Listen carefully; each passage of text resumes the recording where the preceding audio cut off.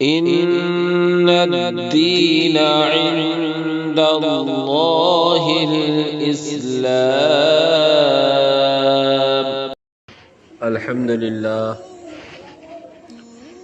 لله نحمده ونستعينه ونستغفره ونؤمن به ونتوكل عليه ونعوذ بالله من شرور أنفسنا ومن سيئات أعمالنا. من يهده الله فلا مضل له ومن يضلله فلا هادي له.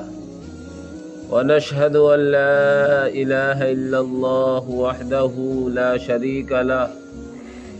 ونشهد أن سيدنا وسندنا وحبيبنا ومولانا محمدا عبده ورسوله صلى الله عليه وعلى آله وأصحابه وأزواجه وبارك وسلم تسليما كثيرا كثيرا. أما بعد فأعوذ بالله من الشيطان الرجيم. بسم الله الرحمن الرحيم. قل إن كنتم تحبون الله فاتبعوني يحببكم الله ويغفر لكم ذنوبكم والله غفور رحيم. وقال النبي صلى الله عليه وسلم لا يؤمن أحدكم حتى أكون أحب إليه من والده وولده والناس أجمعين. وقال النبي صلى الله عليه وسلم لا يؤمن أحدكم حتى يكون هواه تبعا لما جئت به أو كما قال نبينا صلی اللہ علیہ وسلم کہ محمد سے وفا تو نے تو ہم تیرے ہیں. علامہ اقبال رحمۃ اللہ علیہ تمام مسلمانوں کو مخاطب کر کے کہتے ہیں کہ محمد سے وفا تو نے تو ہم تیرے ہیں. یہ زمیں چیز ہے کیا لوح و قلم تیرے ہیں. کہ محمد سے وفا تو نے. محمد ہمارے اور آپ کے پیغمبر حضرت محمد الرسول اللہ صلی اللہ علیہ وسلم. اور محمد کی وفا کیا ہے؟ قرآن کہتا اطیعوا اللہ و اطیعوا الرسول. اللہ کا کہنا مانو، اللہ کے رسول کا کہنا مانو. اسی کو علامہ اقبال نے کہا کہ محمد سے وفا تو نے تو ہم تیرے ہیں. آپ بھی بولیں تاکہ پتہ چلے ہاں سننے ہیں. یہ زمیں چیز ہے کیا؟ یہ دنیا کی چیزیں نہیں، لوح و قلم تیرے ہیں. ایک ایمان والا اگر صحیح ایمان پر آ جائے، اللہ کے حکم نبی کے طریقے پر آ جائے تو یہ زمینی حکومت نہیں، دنیا اور آخرت، زمین و آسمان، اور لوح جو سب سے اوپر ہے سات و آسمان کے اوپر، قلم جو اللہ نے سب سے پہلے پیدا کیا اور اس کے ذریعے تمام انسانوں کی تقدیریں لکھی، سب اس بندے مومن کے قدموں میں آ جائے. اس لیے درود شریف پڑھیں اللہم صلی علی سیدنا وعلی آل سیدنا و مولانا محمد وبارک وسلم. تو میرے بھائیو، ہمارے آپ کے ایمان مکمل ہونے کی بنیاد ہے جناب رسول اکرم صلی اللہ علیہ وسلم کی ذات گرامی سے محبت کا ہونا. اگر ہمیں اللہ کے نبی سے محبت نہیں، اگر ہمیں اللہ کے نبی سے الفت نہیں، اگر ہمیں اللہ کے نبی سے تعلق نہیں تو ہمارے ایمان کا کوئی اعتبار نہیں. ہم ڈھنڈورا پیٹے دنیا میں کہ ہم اللہ سے محبت کرتے ہیں، ہم ڈھنڈورا پیٹے آسمانوں میں ہم اللہ سے محبت کرتے ہیں، اللہ ہمارا خالق اور مالک ہے۔ اللہ قرآن میں کہتا ہے قل، نبی کی زبانی اعلان کرا رہا، کہیے آپ لوگوں میں، قل اعلان کیجئے، ان کنتم تحبون اللہ، اگر تم اللہ سے محبت کا دعویٰ کرتے ہو، اگر اللہ کو اپنا خالق اور مالک مانتے ہو تو کیا کرنا ہوگا؟ فاتبعونی، تو میرے نقش قدم پر چلو۔ کس کے؟ اللہ کے نبی صلی اللہ علیہ وسلم کے۔ قل ان کنتم تحبون اللہ، ڈنکے کی چوٹ پر قرآن کریم کے 3 پارے میں اعلان کرایا گیا ہے، آپ کہیے ان کنتم تحبون اللہ، اگر تم اللہ سے محبت کرتے ہو، اللہ سے تمہیں تعلق ہے، اللہ کو اپنا خالق اور مالک مانتے ہو، تو اللہ تک پہنچنے کے لیے راستہ میرا اختیار کرنا پڑے گا۔ فاتبعونی، میرے راستے پر چلو۔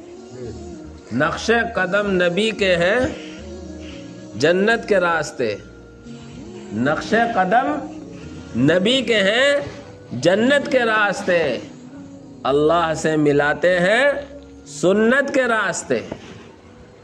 اسی لیے اللہ تبارک و تعالی نے خود کہہ دیا فاتبعونی، میری پیروی کرو، یہ بندوں میں کہو۔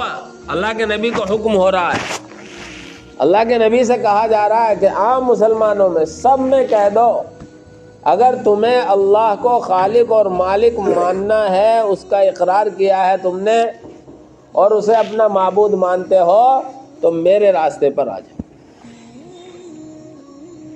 میری پیروی کرنے والے بن جاؤ، مجھ سے محبت رکھنے والے بن جاؤ۔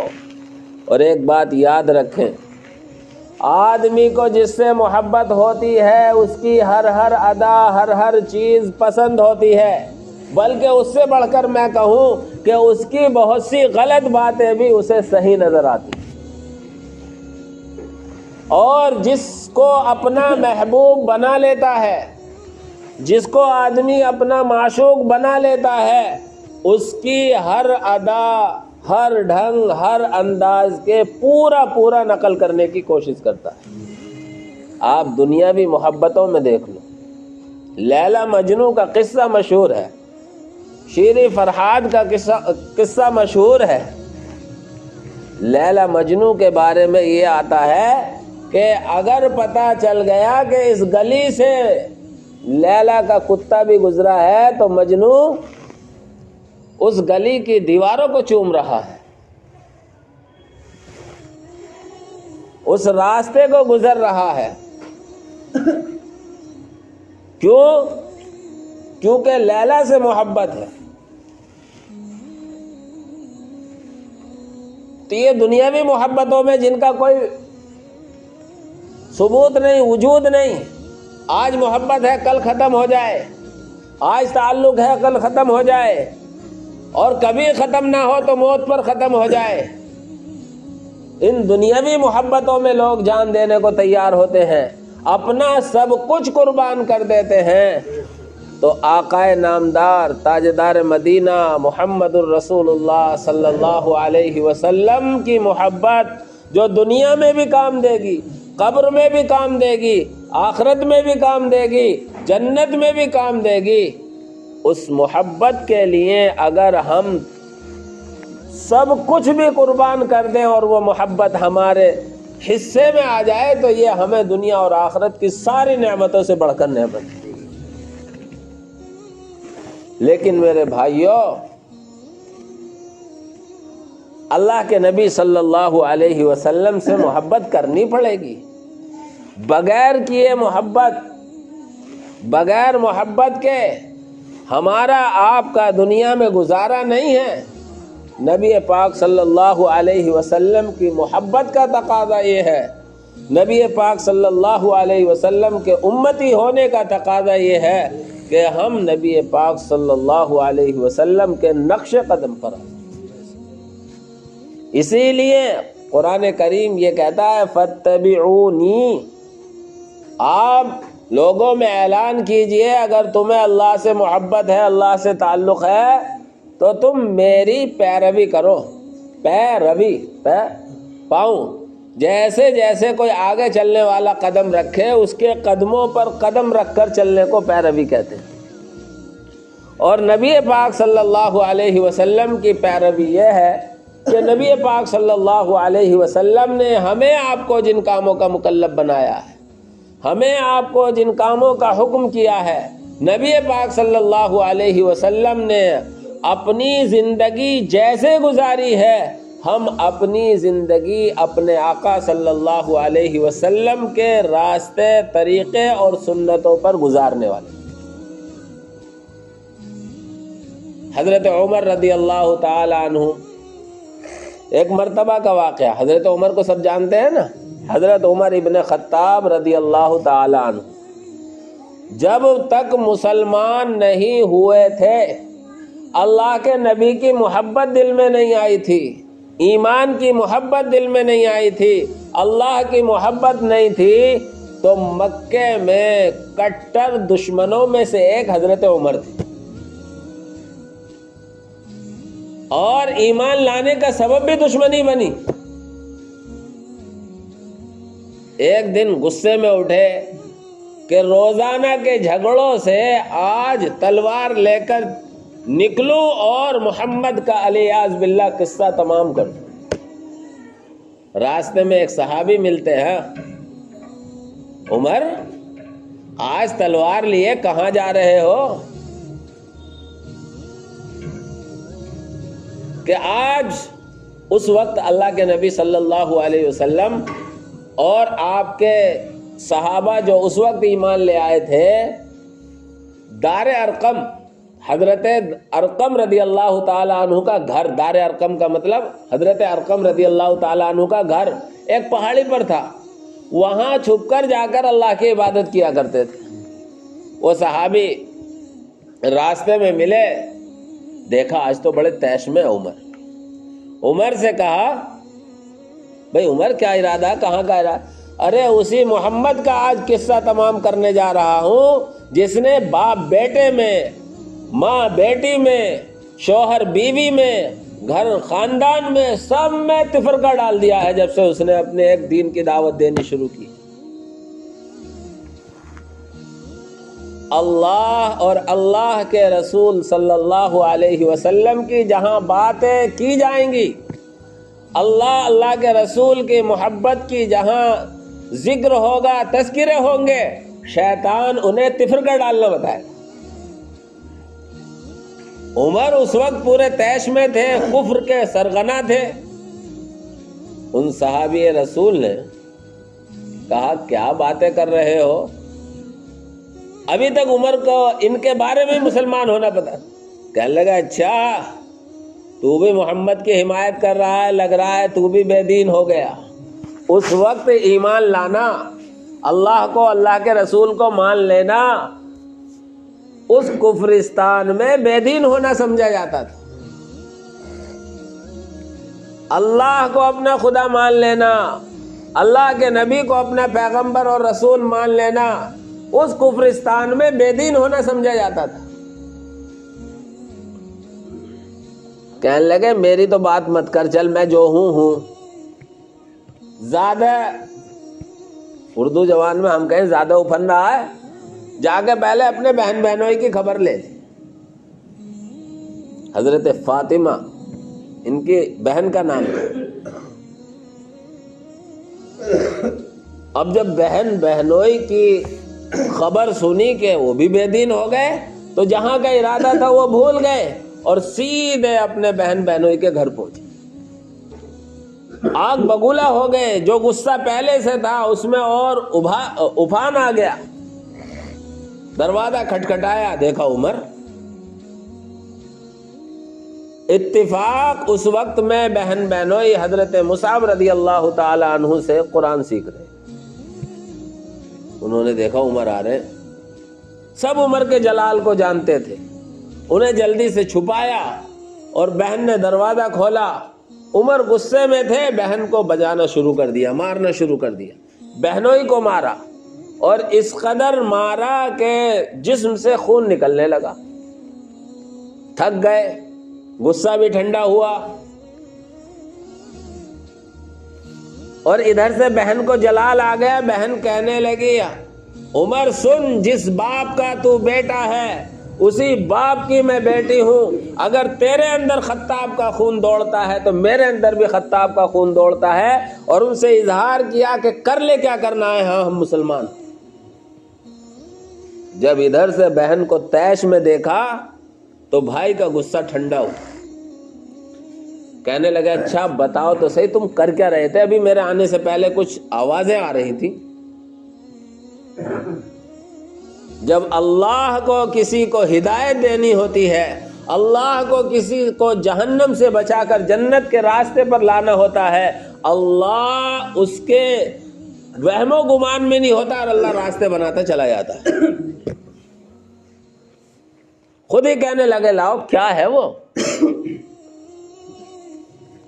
حضرت عمر رضی اللہ تعالی عنہ کی بہن کہتی ہیں عمر تم کافر ہو، ناپاک ہو، اور قرآن کریم کی آیتیں پاک صاف آدمی ہی چھو سکتا ہے، ان کو پڑھ سکتا ہے، تم ہاتھ نہیں لگا سکتے۔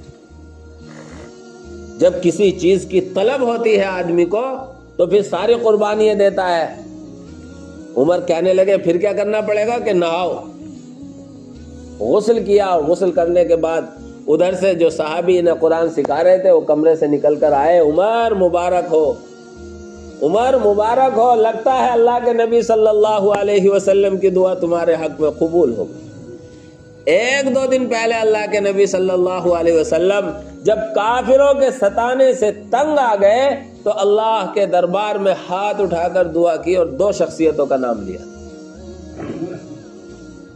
ایک کہا اللہ نے اللہم اعز الاسلام بعمر بن الخطاب او عمرو بن ہشام، اے اللہ اسلام کو عزت سربلندی عطا فرما۔ مکے میں دو شخصیتیں ہیں، عمر ابن خطاب یا عمرو ابن ہشام۔ عمرو ابن ہشام ابو جہل کا نام ہے۔ ابو جہل تو اس کی جہالت کی بنیاد پر، ابو جہل جہالت والا، یہ تو اس کا نام بعد میں پڑا ہے۔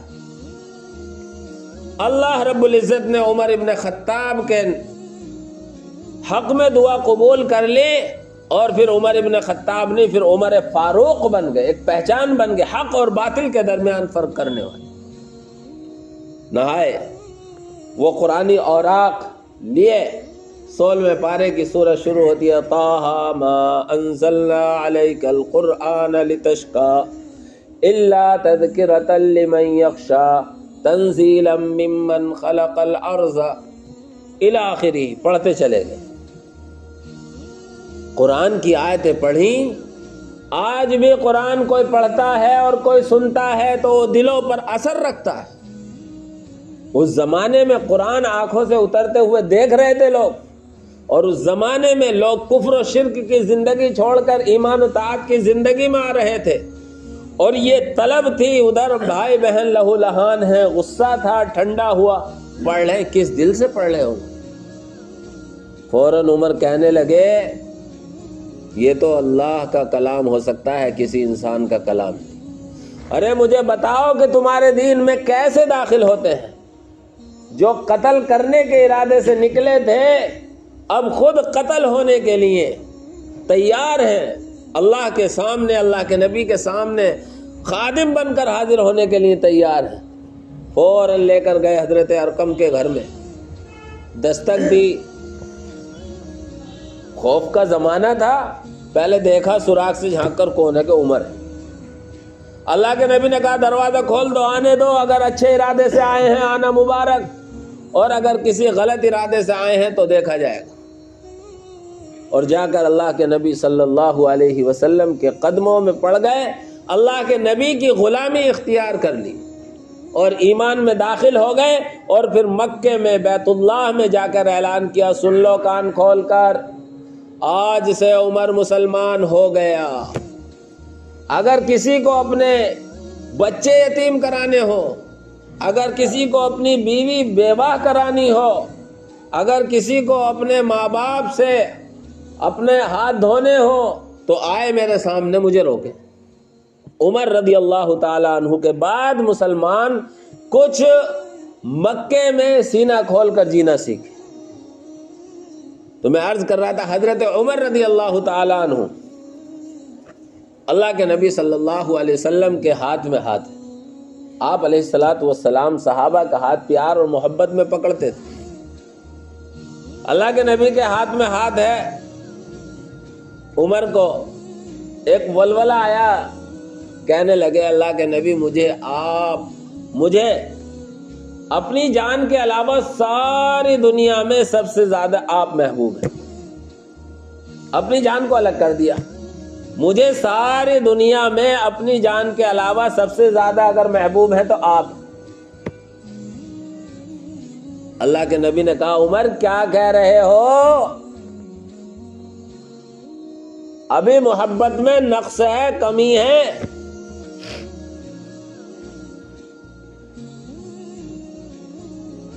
تھوڑی دیر خاموش رہے، سر جھکایا اور پھر کہنے لگے اللہ کے نبی اب دنیا میں اپنی جان سمیت سب سے زیادہ اگر کوئی محبوب ہے تو آپ کی ذات ہے، آپ کے علاوہ دنیا میں مجھے کوئی محبوب۔ اس وقت اللہ کے نبی صلی اللہ علیہ وسلم نے فرمایا الآن عمر اب ہوئے ہو پکے مسلمان، عمر اب پکے مسلمان ہوئے ہو۔ گویا دنیا میں آج ہمارے لیے بھی اگر اللہ کے نبی صلی اللہ علیہ وسلم کے علاوہ کسی سے اللہ کے نبی کے مقابلے میں کسی سے زیادہ محبت ہے تو ہمارا ایمان کامل نہیں۔ کمال ایمان نبی پاک صلی اللہ علیہ وسلم کی محبت ہے۔ جب تک نبی پاک صلی اللہ علیہ وسلم سے محبت کامل طریقے پر نہیں ہوگی اس وقت تک ہم کامل اور مکمل مسلمان اور مومن نہیں ہو سکتے۔ اسی لیے اللہ کے نبی صلی اللہ علیہ وسلم نے فرمایا، بخاری شریف کی روایت ہے، قرآن کریم کے بعد حدیث کی سب سے معتبر کتاب ہے بخاری شریف، اور بخاری شریف کو اللہ نے وہ مقبولیت عطا فرمائی ہے۔ لکھنے والے جو تھے اس کے محمد ابن اسماعیل بخاری، انہوں نے قرآن کریم کے طرز پر اس میں 30 پارے بنائے۔ اتنی موٹی 2 جلدیں ہیں، اتنی بڑی، اور اس میں اللہ کے نبی صلی اللہ علیہ وسلم کی احادیث جمع کی ہیں۔ ان حدیثوں میں سے ایک یہ حدیث ہے، لا یؤمن احدکم حتی اکون احب الیہ من والدہ وولدہ والناس اجمعین۔ کہتے ہیں تم میں سے کوئی بھی اس وقت تک کامل مکمل ایمان والا نہیں ہو سکتا جب تک کہ میں سب سے زیادہ محبوب نہ ہو جاؤں۔ آدمی کو اپنی اولاد سے محبت ہوتی ہے، آدمی کو اپنے ماں باپ سے محبت ہوتی ہے، اور دنیا میں کیا کیا ہوتے ہیں۔ اللہ کے نبی نے فرمایا میں اس کے نزدیک محبوب ہوں اس کی اولاد سے بھی زیادہ، اس کے ماں باپ کے زیادہ، اور دنیا کی تمام چیزوں سے زیادہ میں محبوب۔ اور ایک روایت میں اللہ کے نبی صلی اللہ علیہ وسلم نے فرمایا جب ہمارے محبوب، ہمارے آقا اور ہمارے معشوق اور ہمارا سب کچھ اللہ کے نبی ہوں گے تو پھر اللہ کے نبی صلی اللہ علیہ وسلم نے جو اعمال، جو کام ہمارے آپ کے ذمے کیے ہیں ہم ان کو کامل مکمل طور پر کریں گے۔ اس لیے اللہ کے نبی نے فرمایا تم میں سے کوئی اس وقت تک کامل اور مکمل ایمان والا نہیں ہو سکتا جب تک کہ تمہاری تمام خواہشات اس دین کے تابع نہ ہو جائیں جس کو میں لے کر آیا۔ یعنی ہمارا سوچنا، ہمارا چلنا، ہمارا پھرنا، ہمارا اٹھنا، ہمارا بیٹھنا، ہمارا آنا، ہمارا جانا، ہمارا کھانا، ہمارا پینا، ہمارا سونا، ہمارا جاگنا، سب کچھ اللہ کے نبی صلی اللہ علیہ وسلم کے طریقے اور آپ کے راستے کے مطابق ہو جائے گا، تب ہم اور آپ کامل اور مکمل ایمان والے ہوں۔ اور میرے بھائیوں، اللہ کے نبی صلی اللہ علیہ وسلم سے کیوں نہ کامل اور مکمل محبت ہونی چاہیے، اس کی میں وجہ بتاتا ہوں۔ سنیں کسی سے محبت ہوتی ہے دنیا میں کبھی اس کے حسن و جمال کی وجہ سے ہوتی ہے،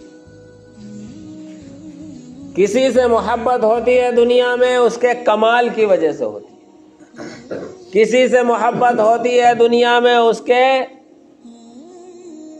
احسان کی وجہ سے ہوتی ہے۔ اللہ کے نبی صلی اللہ علیہ وسلم میں یہ ساری چیزیں بدرجہ اتم موجود تھی۔ اور ایک چوتھا سبب ہے کسی سے محبت اور تعلق ہونا، رشتہ داری، قرابت۔ 4 چیزیں ہیں جو دنیا میں کسی سے بھی محبت پر آمادہ کرتی ہیں۔ اسباب محبت یہ 4 ہیں۔ نمبر 1 حسن و جمال، نمبر 2 کمال، نمبر 3 احسان، اور نمبر 4 قرابت۔ ان 4 چیزوں کو میں آپ کو تفصیل سے سمجھاتا ہوں۔ سب سے پہلے ہے قرابت، یعنی رشتہ داری۔ جتنا جو رشتہ دار قریب ہوگا اس سے اتنا ہی زیادہ تعلق ہوگا۔ اسی لیے آدمی کو سب سے زیادہ محبت اپنی اولاد سے ہوتی ہے، پھر بھائیوں سے، بھتیجی بھتیجوں سے ہوتی ہے، اور دیگر رشتہ داروں میں پہنچو تو سب سے پہلے سسرالیوں سے ہوتی ہے۔ سب سے پہلے سسرالیوں میں سب سے زیادہ تو بیوی، جورو کے بغیر تو کام چلتا نہیں، اس کے بعد جورو کا بھائی، اور جورو کا بھائی آ جائے تو بہت سے کام آگے پیچھے ہو جائیں۔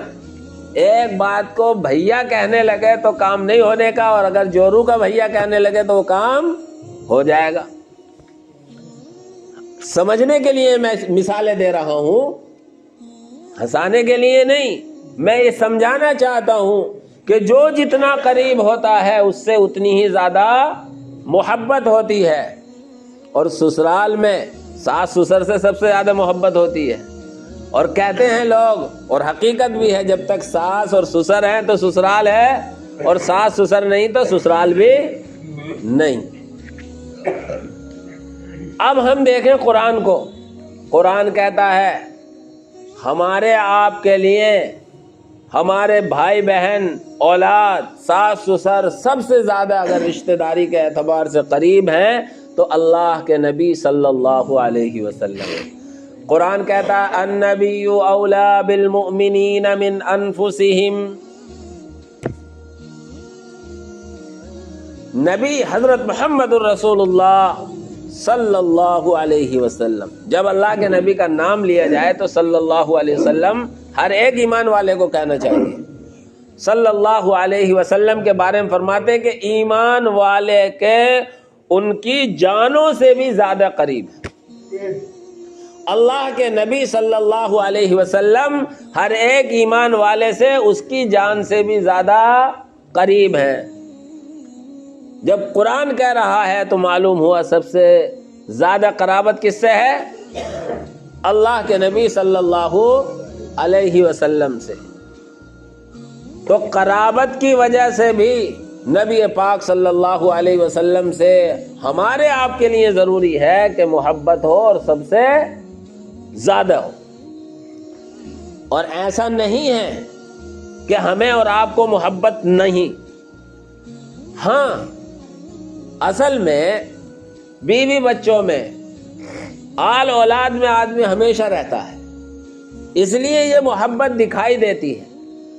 محبت ہمیں اللہ اور اس کے رسول ہی سے سب سے زیادہ ہوتی ہے، اور اس کا نمبر آتا ہے دکھائی دینے کا کبھی کبھی۔ جیسے مثال کے طور پر ہم کہیں ہیں، گرچہ ہم کمزور ہوں، اگر کوئی ہمارے سامنے ہمارے آقا پیغمبر رسول اللہ صلی اللہ علیہ وسلم کی شان میں نازیبا الفاظ کہتا ہے، ہماری طاقت ہو نہ ہو اس وقت میں ہماری محبت جوش میں آئے گی، اور ہمارا بس چلے گا تو ہم اس کے منہ پر چپت رسید کر دیں گے۔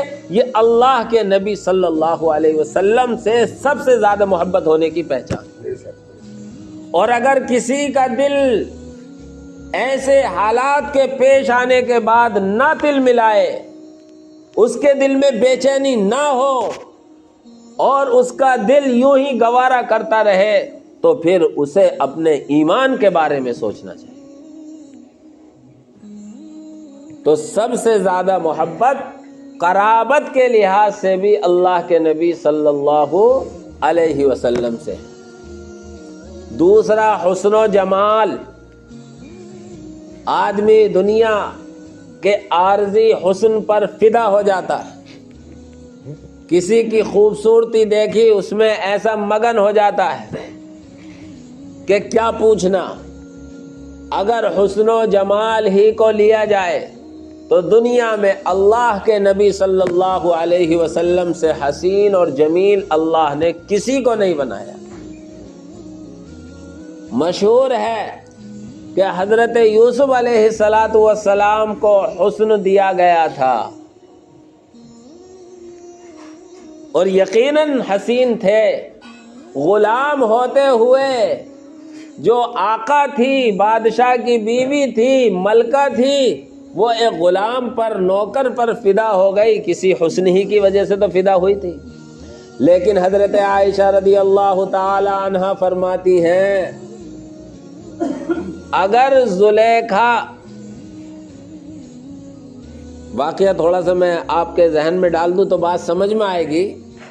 زلیخا جب حضرت یوسف علیہ السلام پہ فدا ہو گئی اور وہ راز فاش ہو گیا، عورتوں میں چرچے چلنے لگے کہ کیسی گری ہوئی طبیعت کی ہے، ایک غلام پر فدا ہو گئی بادشاہ کی بیوی ہوتے ہوئے. تو زلیخا ہوشیار تھی. جن عورتوں میں یہ ذکر تھا سب کی دعوت کی اور ایک لمبا دسترخوان لگا دیا اور اس پہ پھل رکھ دیے ثابت اور چھریاں رکھ دی کاٹنے کے لیے. اصل میں یہ دکھانا تھا کہ تم جسے غلام کہہ رہی ہو اس کا حسن و جمال اگر دیکھ لو گی تو تم بھی پاگل ہو جاؤ گی. دسترخوان لگا دیے اس طرح کے حال میں. شاہی خاندان میں کس چیز کی کمی؟ جس چیز کا مطالبہ ہو جائے وہ آ جائے. دسترخوان لگ گئے، عورتوں کو بلا لیا، سب کی دعوت، دسترخوان پہ بٹھا دیا، پھل ہاتھ میں لیے، ایک ہاتھ میں چھری لی اور ادھر سے دوسری طرف سے حضرت یوسف کو نکلنے کو کہا ادھر آؤ. حضرت یوسف نے سوچا کسی کام سے بلا رہی ہیں، نکل کے آئے. عورتوں نے جو حضرت یوسف کی طرح یوں نگاہ اٹھا کر دیکھی تو ان کے حسن و جمال میں ایسی مدہوش ہوئی، پھل کاٹنے کے بجائے اپنی انگلیاں کاٹیں.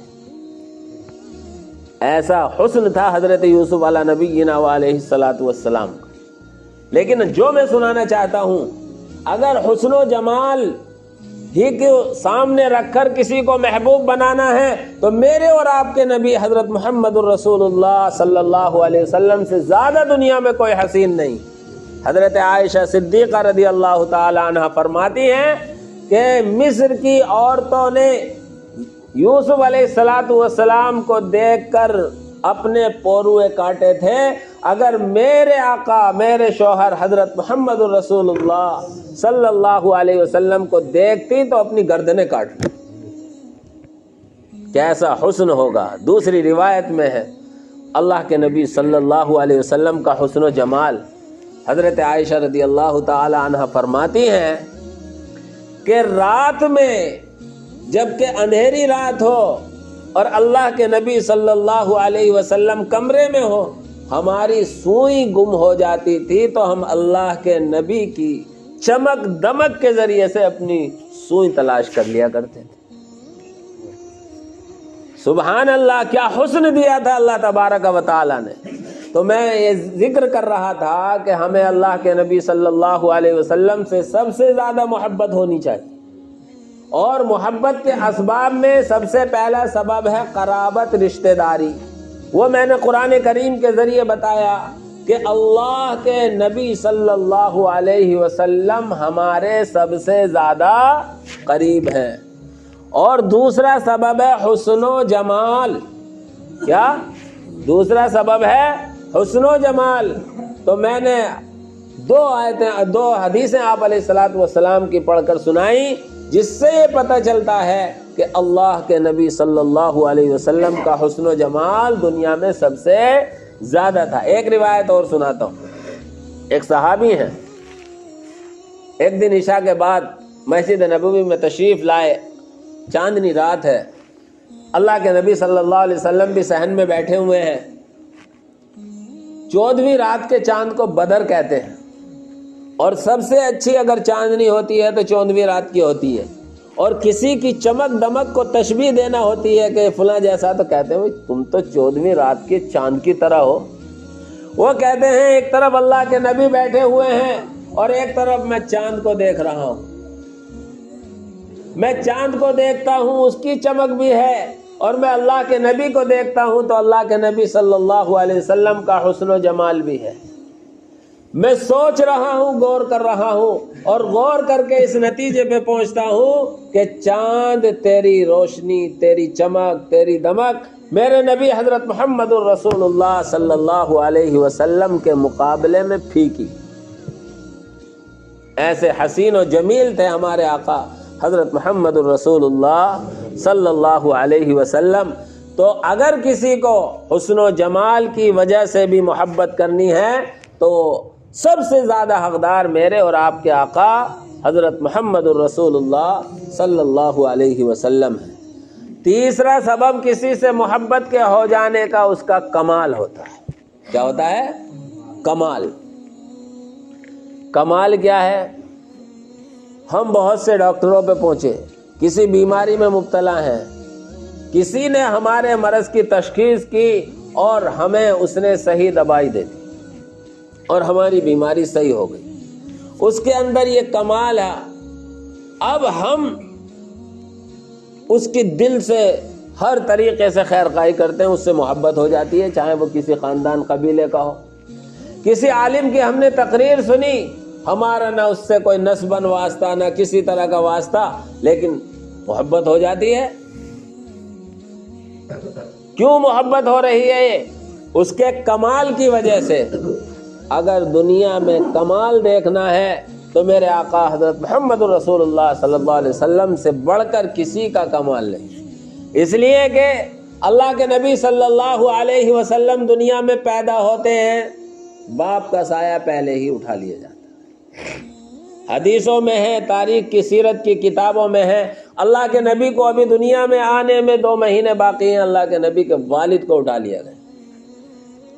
ابھی بچپن ہے، ابھی بچپن ہے، 6-7 سال کی عمر ہی کیا ہوتی ہے، اللہ کے نبی کی والدہ کو اٹھا لیا گیا۔ دادا عبد المطلب کی پرورش میں گیا، 8 سال کی عمر میں دادا کو بھی اٹھا لیا گیا۔ ابو طالب نے پرورش کی اور پرورش کا حق ادا کیا، لیکن ایک ماں اپنے بیٹے کے لیے کیا سپنے لیے ہوتی ہے، ایک باپ اپنی اولاد کے لیے کیا کیا خیال اور منصوبے بناتا ہوا ہوتا ہے، ایسا کروں گا، یہ کروں گا، وہ کروں گا۔ اللہ کے نبی کو وہ ساری چیزیں نہیں ملی، لیکن اللہ کے نبی صلی اللہ علیہ وسلم کا وہ کمال، آپ نے وہ علوم و معارف بیان کیے کہ آپ کسی استاد کے سامنے 1 منٹ کے لیے نہیں پڑھے، لیکن اللہ نے آپ کی ڈائریکٹ تربیت کی۔ آپ کا معلم اور استاد اللہ ہے اور دنیا کے استاد رسول اللہ ہیں۔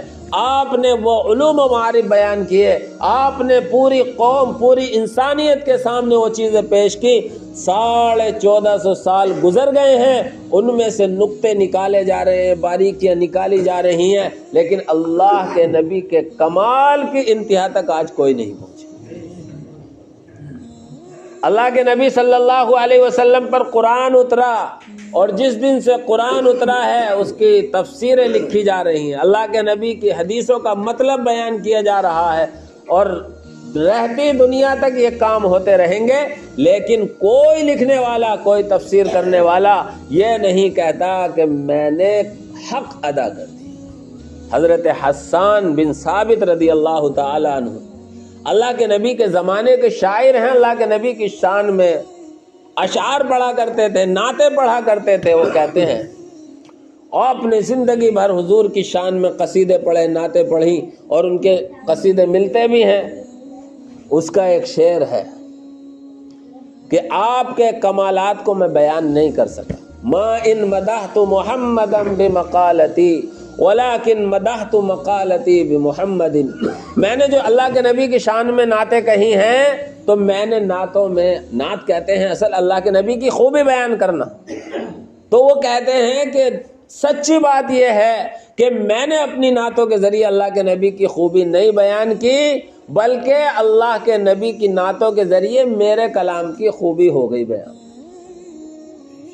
اس لیے انہوں نے کہا لم تر قط عینی،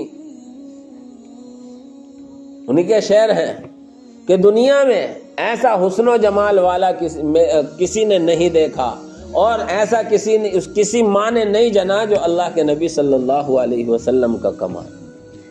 آج جو ریسرچ ہو رہی ہیں، تحقیق ہو رہی ہیں، اللہ کے نبی صلی اللہ علیہ وسلم کی حدیث کی چھوٹے چھوٹے ٹکڑوں سے بہت سارے مسائل حل ہو رہے ہیں۔ یہ اللہ کے نبی صلی اللہ علیہ وسلم کا کمال ہے۔ اور اس لیے اگر کسی سے محبت ہو کمال کی بنیاد پر، تو اللہ کے نبی صلی اللہ علیہ وسلم سے زیادہ کمال والا کوئی نہیں۔ اور چوتھا سبب ہے اللہ کے کسی سے محبت ہونے کا احسان۔ کہتے ہیں نا منہ کھاوے تو آنکھ لچکتی ہے، یعنی حیا رکھتا ہے آدمی۔ اگر احسان کے معاملے میں ہم دیکھیں تو دنیا میں اللہ کے بعد نبی پاک صلی اللہ علیہ وسلم سے بڑا محسن کوئی نہیں۔ قرآن کہتا وما ارسلناک الا رحمۃ للعالمین، ہم نے پورے جہانوں کے لیے نبی پاک صلی اللہ علیہ وسلم کو رحمت بنا کر بھیجا، اور صرف دنیا میں نہیں، اللہ کے نبی صلی اللہ علیہ وسلم کے احسان ہم پر دنیا میں بھی ہیں، اللہ کے نبی صلی اللہ علیہ وسلم کے احسان ہم پر قبر میں بھی ہوں گے، اللہ کے نبی صلی اللہ علیہ وسلم کے احسان ہم پر میدان محشر میں بھی ہوں گے۔ بہت سی احادیث ہیں، بہت سے واقعات ہیں، اگر ان کی تفصیل میں جائیں تو وقت تنگ پڑ جائے، لیکن میں مختصر طور پر آپ علیہ الصلوۃ والسلام کے امت پر کیا کیا احسانات ہیں وہ آپ حضرات کے سامنے بیان کرتا ہوں۔ دوسری بات یہ ہے کہ آپ کے احسان صرف انسانوں پر نہیں، آپ کے احسان انسانوں پر بھی ہیں، آپ کے انسان جناتوں پر بھی ہیں، آپ کے انسان جانوروں پر بھی ہیں، آپ کے احسان پرندوں پر بھی ہیں۔ یہ سمجھیے کہ دنیا کی ہر چیز پر آپ کا احسان ہے۔ انسانوں پر سب سے بڑا احسان یہ ہے کہ اللہ کے نبی صلی اللہ علیہ وسلم نے ہمیں جنت تک پہنچنے کا راستہ بتایا۔ کیا بتایا؟ اور اس سے بڑا احسان سمجھیے، آپ نے سنا ہوگا اللہ نے آسمان و زمین کو اور اس کے سارے چیزوں کو صرف اور صرف اس لیے بنایا ہے کہ نبی پاک صلی اللہ علیہ وسلم کو دنیا میں بھیجنا تھا۔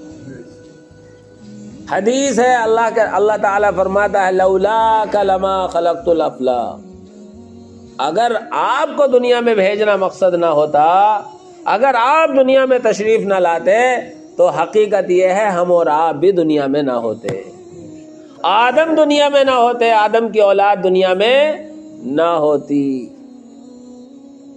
ہمارے دادا حضرت آدم علیہ نبینا وعلیہ الصلاۃ والسلام پر بھی احسان ہے۔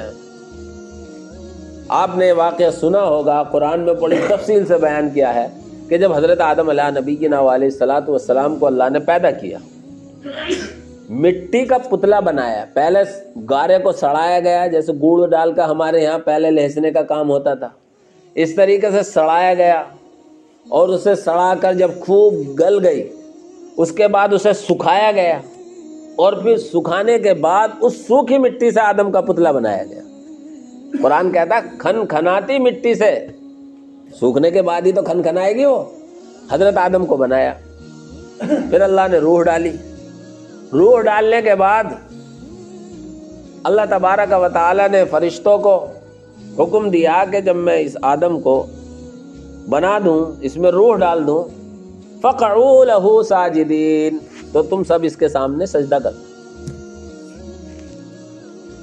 ایسے ہوا، فرشتے تو وَيَفْعَلُونَ مَا يُؤْمَرُونَ، قرآن کہتا فرشتوں کو جو کہا جاتا وہ کرتے ہیں۔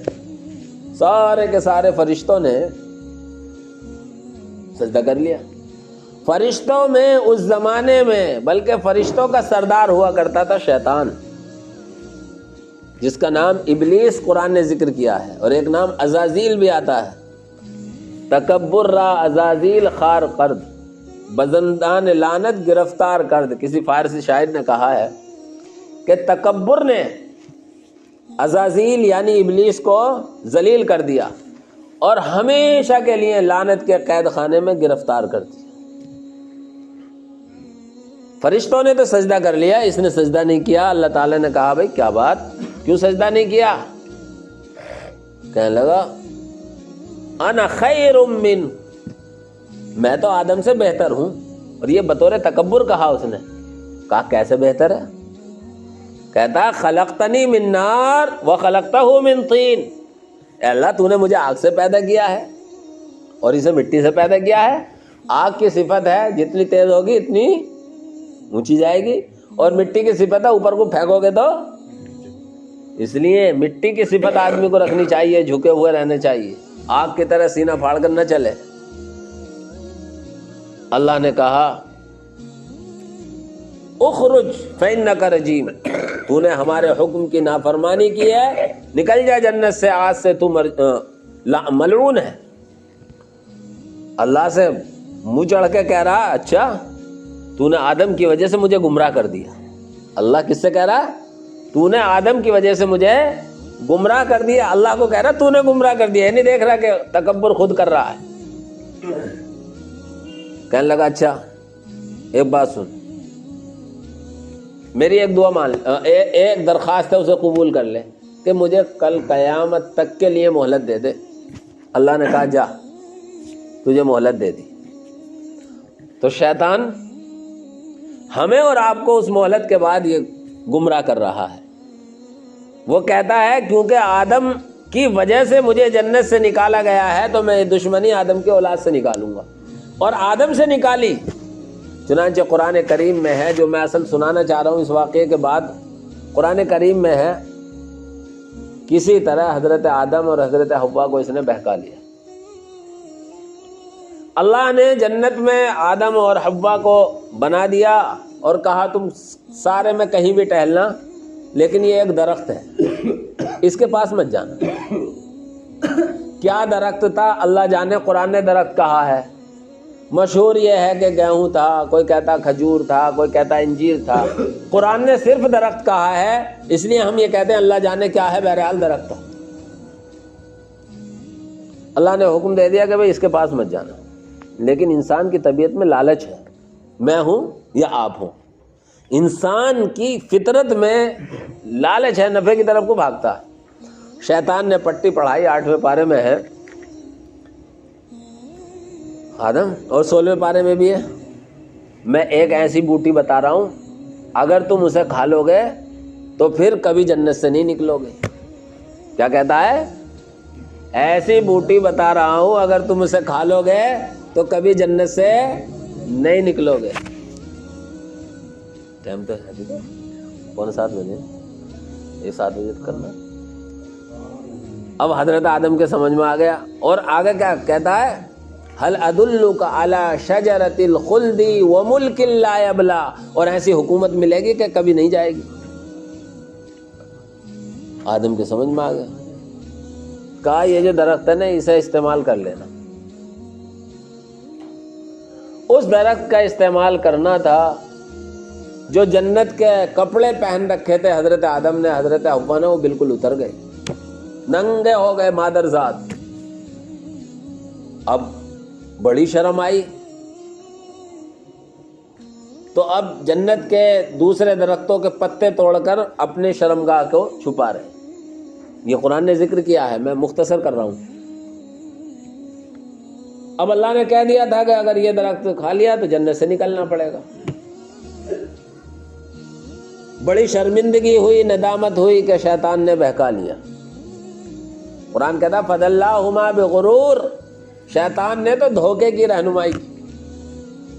تھا کہ دھوکہ آدمی کھا لیتا ہے، اور دوسری بات یہ اللہ کو منظور تھا کہ حضرت آدم کو دنیا میں بھیجے اور یہ سلسلہ سارا چلے۔ اب آدم کو فوراً تنبیہ ہوئی اور اللہ سے معافی مانگنی شروع کر دی، اور معافی مانگنے میں جنت پر لکھا ہوا تھا لا الہ الا اللہ محمد الرسول اللہ. جب آدم علیہ السلام میں جان پڑی تھی پتلے میں تو جنت پہ یہ لکھا ہوا دیکھ لیا تھا لا الہ الا اللہ محمد آدم علیہ السلام نے حضرت محمد الرسول اللہ صلی اللہ علیہ وسلم کا واسطہ دے کر دعا مانگی. اللہ نے نبی کے واسطے سے دعا قبول فرمائی. لیکن پوچھا کہ آدم تجھے کہاں سے پتا کہ محمد کون ہے؟ کہ اللہ میں نے دیکھا تھا جنت کے دروازے پر کہ تو نے اپنے نام کے ساتھ محمد کا نام جوڑا ہے، ضرور یہ کوئی بڑی شخصیت ہوگی. تو سب سے پہلا احسان تو میں احسان کو سمجھا رہا تھا، بات یاد رکھنا. سب سے پہلا احسان تو نبی پاک صلی اللہ علیہ وسلم کا کس پر ہوا؟ اپنے باپ حضرت آدم علی نبینا علیہ الصلوۃ والسلام، کہ اللہ کے نبی کے واسطے سے آدم کی دعا قبول ہوئی. پھر دنیا کا سلسلہ بنا، پھر اللہ کے نبی کا زمانہ آیا. اللہ کے نبی صلی اللہ علیہ وسلم کے واسطے سے ہمیں جب اللہ کے نبی دنیا میں تشریف لائے ہیں، دین حق مٹ چکا تھا.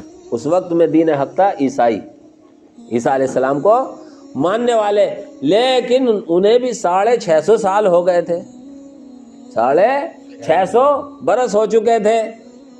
سب نام کا رہ گیا تھا، انجیل میں گڑبڑ کر دی تھی.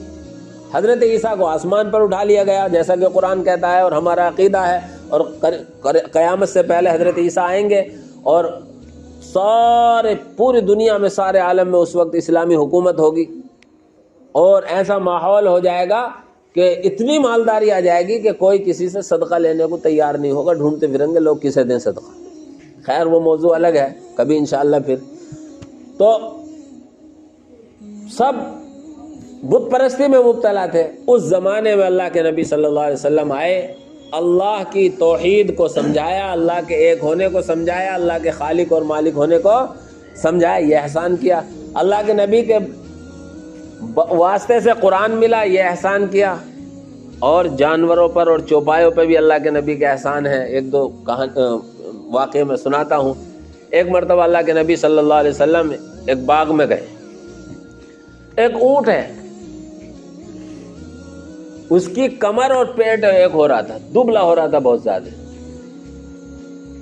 وہ اللہ کے نبی صلی اللہ علیہ وسلم کے پاس کو آیا اور کچھ اس نے کہا. اللہ کے نبی نے پوچھا بھئی اس اونٹ کا مالک کون ہے؟ فلاں آدمی. انہوں نے کہا، اللہ کے نبی نے بلایا کہ بھئی اونٹ تمہارا شکایت کر رہا ہے. کیا شکایت کر رہا ہے؟ کہ تم اس سے کام زیادہ لیتے ہو اور اسے کھانے پینے کا خیال نہیں رکھتے. تو اللہ کے نبی صلی اللہ علیہ وسلم کے احسان ہیں جانوروں پر بھی، اور بھی بے شمار واقعات ہیں. آپ سیرت کی کتابیں پڑھیں گے، سنیں گے اور ایمانی حلقوں میں بیٹھیں گے تو یہ ساری چیزیں آپ کو سمجھ میں آئیں گی. تو دنیا میں بھی اللہ کے نبی کے احسان. پھر کل جب ہم مرنے کے بعد قبر میں جائیں گے اور ہم سے مبشر بشیر منکر نکیر سوال کریں گے، اس وقت بھی اللہ کے نبی، اگر دنیا میں ہم نے اللہ کے نبی صلی اللہ علیہ وسلم کی محبت آپ کے طریقے کے مطابق زندگی گزاری ہوگی تو ہمیں قبر میں دکھایا جائے گا، بتاؤ ان آدمی کے بارے میں، ان شخصیت کے بارے میں آپ کیا کہتے ہیں، پوچھیں گے. تو آدمی اگر اللہ کے نبی کی سنتوں پر چل کر گیا ہوگا، کچھ کہہ رہے ہیں، کچھ گیا ہوگا تو کہہ دے گا یہ تو ہمارے نبی ہیں. تو قبر میں احسان. اور پھر کل قیامت میں اللہ کے نبی صلی اللہ علیہ وسلم کا احسان ہوگا، اور یہ احسان ہوگا کہ جب ساری دنیا کے انسان جمع ہوں گے اور نفسی نفسی کا عالم ہوگا، سب اپنے اعمال کے حساب سے، کوئی پیروں تک، کوئی گھٹنوں تک، کوئی اپنے تگڑی تک، کوئی سینے تک، اور کوئی پورا پسینے میں شرابور ہوگا اور حساب و کتاب شروع نہیں ہو رہا ہوگا. تو لوگوں میں یہ ایسا وہ پیدا ہوگا ماحول کہ بھائی چلو کسی ایک طرف تو ہو بات، جنت میں جانے جنت میں جائیں اور جہنم میں جانے تو جہنم میں جائیں، فیصلہ تو ہو، حساب و کتاب تو شروع ہو. اب سب سے پہلے جائیں گے لوگ حضرت آدم کے پاس. کیوں کہ آدم سب کے باپ ہیں، ابو البشر. آدم سے کہیں گے سفارش کرو اللہ تعالیٰ سے، کم سے کم حساب و کتاب تو شروع ہو۔ آدم کہیں گے بھائی میں سفارش نہیں کر سکتا۔ کیوں؟ آدم کو اپنی غلطی یاد آ جائے گی کہ اللہ نے ایک حکم دیا تھا، مجھ سے چوک ہو گئی، میں بھول گیا اور وہ غلطی اور قصور مجھ سے ہو گیا، اس لیے اللہ نے اگر اس غلطی کے بارے میں پوچھ لیا تو میرا معاملہ خراب ہو جائے گا، لہذا وہ کہیں گے نوح کے پاس جاؤ۔ کس کے پاس جاؤ؟ نوح علیہ السلام کے پاس لوگ جائیں گے۔ یہ حدیث سنا رہا ہوں میں آپ کو۔ نوح علیہ السلام کے پاس جائیں گے، حضرت نوح علیہ السلام سے کہیں گے آپ اللہ کے پیغمبر ہیں اور ابو البشر ثانی ہیں، طوفان نوح میں تو سب ختم ہو گئے تھے، نوح کے بیٹے بچے تھے، ان سے نسل چلی بات کی، لہذا آپ اللہ سے سفارش کر دیں کہ حساب و کتاب شروع ہو جائے۔ وہ بھی معذرت کر دیں گے اور انہیں بھی آ جائے کہ میں نے پوری قوم کے غرق ہونے کی دعا کر دی تھی، کہیں اس پر میری پکڑ نہ ہو جائے۔